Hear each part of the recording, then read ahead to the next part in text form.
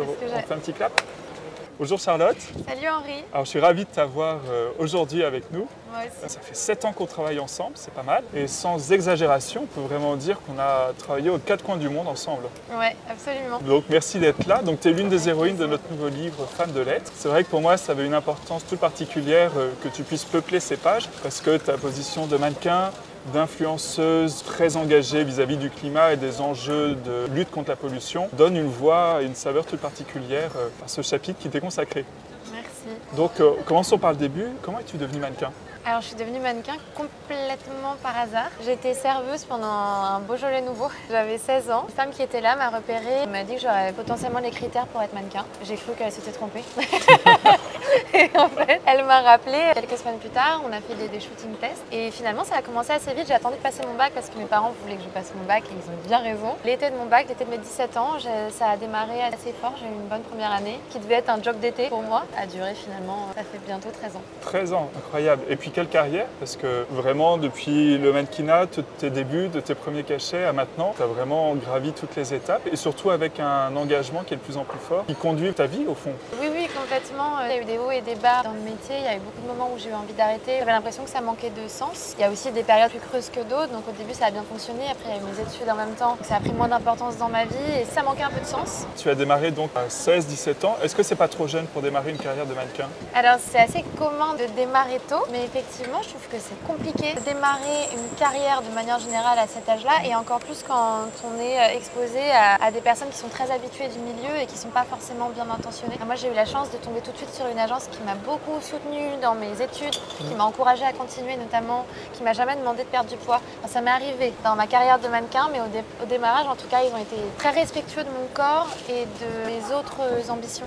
C'est très compliqué d'avoir du recul quand on a 17 ans sur un métier comme ça. Mais tu as été bien accompagnée par ton agence, peut-être par tes parents aussi? J'ai été bien accompagnée par mon agence et mes parents. Ouais. Effectivement, ma famille m'a beaucoup soutenue parce que comme la première année, j'ai tout de suite eu des contrats vraiment sympas. En fait, mes parents ont eu peur que je perde pied et que j'ai plus envie de faire autre chose, que j'ai plus envie de faire d'études, alors que c'est un métier très éphémère qui peut s'arrêter du jour au lendemain.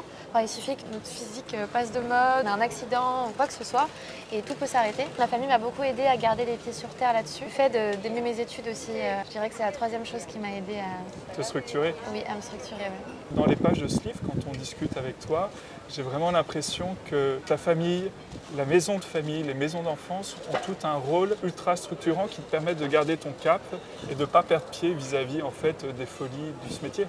Oui, tout à fait. C'est vrai que je suis très proche de mes sœurs et de mes parents. On est une famille très soudée. Et ça a énormément compté pour me protéger de tout ça. Effectivement, le fait d'avoir un cocon, un endroit où on peut se retrouver, parce que le mannequinat, c'est un métier où on voyage énormément. C'est un métier solitaire. Tout le monde a l'impression qu'on voyage beaucoup, qu'on découvre le monde et qu'on est tout le temps entouré. C'est pas vraiment le cas. En fait, quand on voyage, on est seul à l'hôtel, on est seul le soir. Finalement, le fait d'avoir un chez-soi, d'avoir un cocon où on se sent bien, c'est hyper important pour, encore une fois, rester bien structuré à travers tout ça. C'est vrai qu'on m'a souvent dit, d'autres jeunes femmes avec lesquelles j'ai la chance de travailler, ont insisté sur ce côté très solitaire du mannequinat, c'est-à-dire qu'on était ballottés de voyages en équipe, que les équipes souvent se connaissaient entre elles, et donc on était parachutées, jeunes et fraîches, et puis il fallait tout de suite créer des relations pour que ça se passe bien, et que d'éphémère en éphémère, on repartait sur un autre voyage, il fallait tout reconstruire. C'est un vrai challenge en fait, on l'aime ou on l'aime pas. Si on dépasse le challenge, ça peut être hyper intéressant, parce qu'en fait, moi ça m'a appris en tout cas à être un caméléon. Et j'étais extrêmement timide, extrêmement réservée avant le mannequinat finalement. J'ai un peu de théâtre qui m'a un peu sorti de ma coquille, mais après le mannequinat, ça t'oblige à te présenter au monde très rapidement. En fait, t'as pas beaucoup de temps pour te présenter au casting. T'as allez, 1 minute pour que les gens se souviennent de toi. Et après, dans les voyages, je travaille parfois une journée avec les personnes, maximum une semaine. Du coup, tu dois faire ton impression, passer un bon moment avec les personnes avec qui tu travailles. C'est très vif. Tu as une jolie carrière et moi je voulais avoir ton impression en tant que femme sur les côtés parfois sombres et les côtés lumineux de ce métier. Oui, bien sûr, je crois qu'il y a des phases différentes. Ce que j'aime beaucoup dans ce métier, c'est la liberté qu'on a en fait. Le côté un peu excitant où on ne sait jamais ce qui va se passer, on ne sait jamais quel shooting, quel job on va avoir. Il m'est arrivé de décrocher parfois des campagnes incroyables où je ne m'y attendais pas du tout.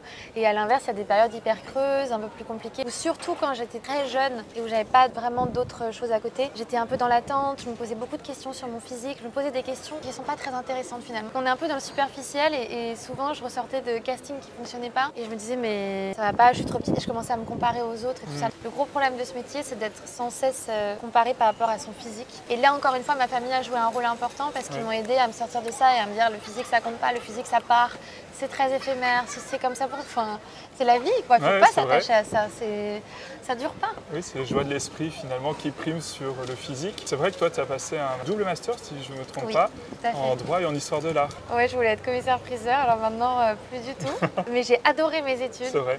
Et ça a vraiment été des années passionnantes, hyper enrichissantes et je sais que ça me servira d'une manière ou d'une autre. Je trouve ça hyper important, mais aujourd'hui les Françaises en tout cas l'ont compris, d'avoir des études à côté et de ne pas faire que ce métier-là pour justement en ressortir le meilleur. Liberté d'emploi du temps, enrichissant dans les rencontres, etc. Préserver au maximum du côté un peu superficiel. Oui, que ce ne soit pas un tourbillon qui nous déracine complètement, qu'on soit ballotté, puis sans attache, se retrouver en fin de carrière un peu paumé, avec la nostalgie d'un temps qui n'est plus. Exactement.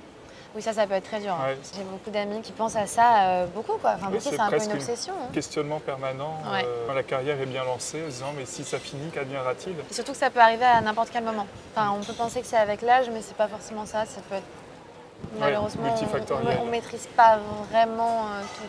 Fort de ces 13 ans de carrière, maintenant tu as acquis une renommée certaine dans le milieu et bien au-delà. Et tu t'es vraiment engagé dans l'influence éco-responsable. Donc ça, j'aimerais que tu nous en parles un peu plus, que tu te confies sur ce sujet dans les lignes de ce bel ouvrage. Mais vraiment, c'est pour toi des actions très concrètes qui guident ton quotidien. En fait, quand j'ai terminé mes études, du coup, c'est posé la question de travailler dans l'art ou de continuer le mannequinat, parce que comme c'est un métier qui ne dure pas longtemps, je me suis dit, bon, pourquoi pas continuer.